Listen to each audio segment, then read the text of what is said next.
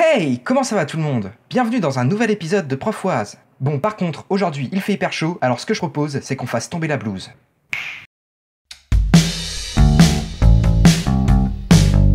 Vous êtes chaud pour une nouvelle vidéo? Alors ça tombe bien parce que moi aussi, et aujourd'hui, on va faire un épisode sur l'homéopathie. L'homéopathie, c'est un sujet hyper controversé. Vous avez votre opinion, j'ai la mienne, on n'est peut-être pas d'accord. L'idée, c'est qu'on va commencer par quelques définitions. L'homéopathie. Le mot est issu du grec homoios, qui veut dire semblable, et pathos, qui veut dire maladie. Il s'agit d'une méthode dite de médecine douce qui, comme son nom l'indique, va traiter des maladies ou des symptômes par ses semblables. Le premier principe de l'homéopathie repose donc sur le postulat selon lequel, si une substance administrée à haute dose provoque des symptômes chez une personne en bonne santé, cette même substance, administrée à faible dose, pourrait guérir un individu malade de ces symptômes. C'est le principe de la similitude. D'ailleurs, pour l'anecdote, saviez-vous que certains souverains de l'Antiquité, comme Mithridate VI, par peur d'être assassiné, consommaient quotidiennement des doses très faibles de poison dans l'espoir de s'immuniser? Le deuxième principe fondamental de l'homéopathie est celui de la dilution. Et oui, vu qu'on administre une substance a priori pas top pour l'organisme et que le but c'est quand même pas d'aggraver les symptômes, on va pratiquer ce qu'on appelle la dilution infinitésimale. Dans infinitésimale, il y a infini. Et c'est exactement ce qu'on va faire. Le but est de diluer tellement de fois que la probabilité qu'il reste encore une molécule de la substance soit proche de 0.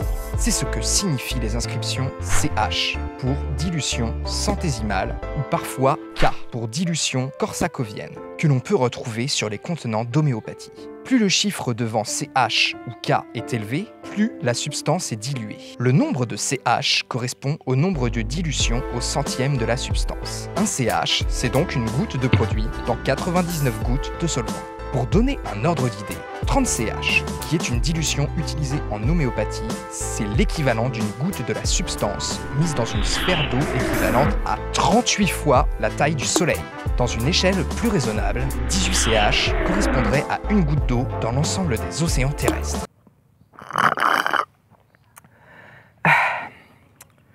Bon bah du coup, si j'en crois les principes de l'homéopathie comme tu me l'as dit, si on va à la mer et qu'on boit à la tasse, virtuellement on est immunisé contre tout. Bien sûr, on ne dilue pas n'importe comment. C'est comme l'orangina. Faut bien secouer, sinon la molécule, elle reste en bas. La façon d'agiter est ce qu'on appelle la dynamisation. Et c'est cette dynamisation qui rendrait la molécule active. Le troisième principe fondamental de l'homéopathie repose sur l'individualisation. Pas besoin de s'étendre là-dessus. Une explication simple suffira. On part du principe que chaque individu est différent et que, du coup, l'homéopathe va adapter le traitement pour chaque cas. Petit exemple, si je vous dis arsenic, vous allez me dire poison. Et vous avez raison. Les effets aigus, c'est-à-dire après la prise d'une dose forte de l'arsenic, se traduisent par des vomissements, des douleurs œsophagiques et abdominales, des diarrhées sanguinolentes, et j'en passe. Tout ça se termine évidemment par la mort. Les effets chroniques, c'est-à-dire une faible dose mais sur le long terme, se traduisent par divers cancers comme ceux de la peau, des poumons, de la vessie et d'autres trucs joyeux comme de l'athérosclérose. Encore une fois, j'en passe, mais vous avez compris l'idée. L'arsenic, c'est sacrément pas bon pour le corps. Donc, en toute logique, en homéopathie, on va l'utiliser pour plein d'applications, aussi diverses que les problèmes digestifs, respiratoires, les troubles urinaires, etc., etc. Et voilà pour les définitions de l'homéopathie. Donc vous l'aurez compris, pour résumer, l'homéopathie, c'est prendre un truc pas top pour l'organisme, qui peut faire mal, qui peut rendre malade, et de le diluer tellement de fois qu'il reste a priori 0 molécule dans le produit final. En ce moment, j'ai des brûlures d'estomac qui veulent pas partir. Alors je propose qu'on aille se faire un petit remède homéopathique pour guérir tout ça. On y va? Bon, pour faire un bon remède homéopathique, on va avoir besoin de plusieurs choses. Dans un premier temps, il nous faut un truc bien dégueu qu'on n'est pas capable de boire en l'état. On va prendre du vinaigre d'alcool. Ce vinaigre, c'est de l'acide acétique à 16%. C'est ce qu'on utilise pour récurer les chiottes et enlever le calcaire. Et dans un deuxième temps, il va nous falloir de l'eau. Évidemment, pour faire nos dilutions, on aura besoin d'eau courante après. Ok, impeccable. Donc, la première dilution, ça va être une dilution au 1CH. Nous, on veut aller à une dilution de 5CH. Ça devrait être suffisant pour pouvoir guérir notre mal d'estomac. Donc, on va prendre 1 ml d'acide acétique. On en fout partout. Qu'on va mettre dans 99 ml d'eau. Et voilà. Deuxième étape, on homogénise bien. Homogénéiser. Ça, c'était notre première dilution en CH. Je vous ai dit tout à l'heure qu'on faisait deux types de dilution, soit au centésimal pour les CH, soit corsacovienne. Alors il se trouve que des centésimales, il nous faudrait à chaque fois un nouveau récipient avec 99 ml. On prendrait 1 ml de ça, on continue comme ça jusqu'à 5 CH. Là, pour plus de simplicité, on va faire des dilutions corsacoviennes. La dilution corsacovienne, c'est simple. On considère que ce qui reste sur les bords du verre, c'est notre centième. Et on remplit.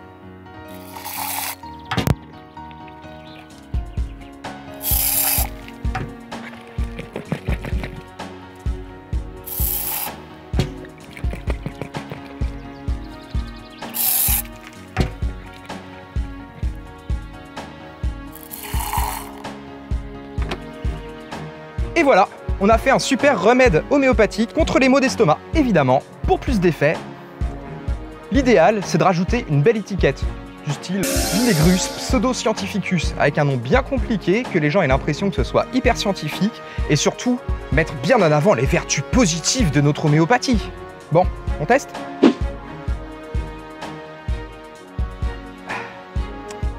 me sens déjà mieux.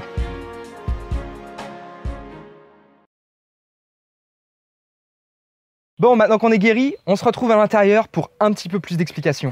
Alors bien sûr, je troll un peu et vous allez me dire que c'est un peu facile. Mais sachez malgré tout que l'homéopathie a prouvé son efficacité. À savoir que les malades qui prennent de l'homéopathie ressentent vraiment une amélioration de leur état. Cependant, sachez qu'aucune étude scientifique n'a pour le moment été capable de mettre en évidence, en double aveugle, un effet significatif de l'homéopathie sur le placebo chez des groupes de patients.